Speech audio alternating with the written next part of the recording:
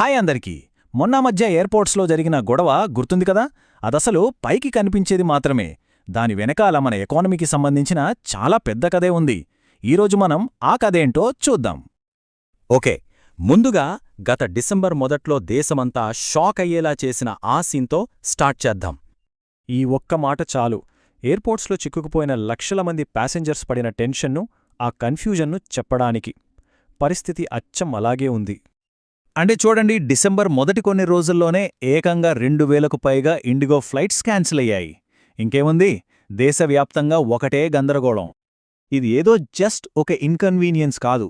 జరగాల్సిన పెళ్లిళ్ళు ఆగిపోయాయి, రాయాల్సిన ఎగ్జామ్స్ మిస్ అయ్యాయి, బిజినెస్ డీల్స్ పోయాయి, ఇక టికెట్ ధరలైతే ఆకాశాన్నంటాయి. అంటే ఇది నేరుగా జనాల జీవితాల మీద, వాళ్ల పాకెట్స్ మీద పడిందన్నమాట. ఓకే, అసలు పాయింట్కొద్దాం. ఇంతకీ ఇదంతా ఎందుకు జరిగింది? ఇక్కడ మనకు 2 డిఫరెంట్ వర్షన్స్ వినిపిస్తున్నాయి. ఈ గొడవ మొత్తానికి సెంటర్ పాయింట్ ఏంటంటే FDTL అనే సేఫ్టీ రూల్స్. సింపుల్గా చెప్పాలంటే పైలట్స్కి సరిపడా రెస్ట్ దొరికేలా, తద్వారా ప్యాసింజర్ సేఫ్టీ పెంచేలా కొన్ని కొత్త రూల్స్ తెచ్చారు. ఇండిగో ఏమో, అయ్యో మా నెట్వర్క్ చాలా పెద్దది, దానికి తోడు పొగమంచు, టెక్నికల్ ఇష్యూస్ అన్నీ ఒకేసారి వచ్చేశాయి, అందుకే ఇలా జరిగింది అని చెప్తోంది.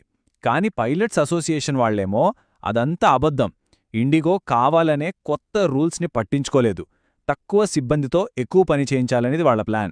అందుకే ఈ సంక్షోభాన్ని సృష్టించి గవర్నమెంట్ని వెనక్కి తగ్గేలా చేస్తున్నారు అని ఆరోపిస్తున్నారు. మరి ఈ రెండిటు ఏది నమ్మాలి?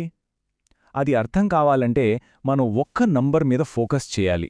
ఈ చార్ట్ చూస్తే క్లియర్గా అర్థమవుతోంది. మన దేశ ఏవియేషన్ మార్కెట్లో దాదాపు 3/2 వంతులు, అంటే 63% ఒక్క ఇండిగో కంట్రోల్లోనే ఉంది. అంటే ఆలోచించండి, ఒకే ఒక్క కంపెనీ తలుచుకుంటే దేశం మొత్తం ఎయిర్ ట్రావెల్ని ఆపేయగలదు. అంత పవరుంది వాళ్ళ చేతిలో. మరి దీని రిజల్ట్ ఏంటి? కేవలం 48 గంటల్లోపే గవర్నమెంట్ ఆ కొత్త సేఫ్టీ రూల్స్ని వాయిదా వేసింది. ఒక్కసారి రైతుల నిరసన గుర్తు తెచ్చుకోండి.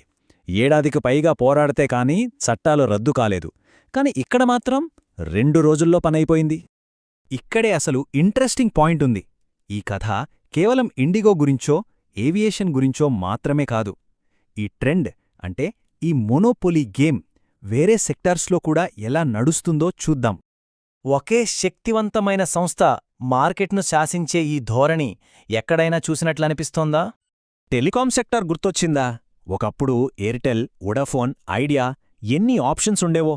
తర్వాత జియో వచ్చింది, ఫ్రీ డేటాతో మార్కెట్ని మార్చేసింది. ఇప్పుడేమైంది?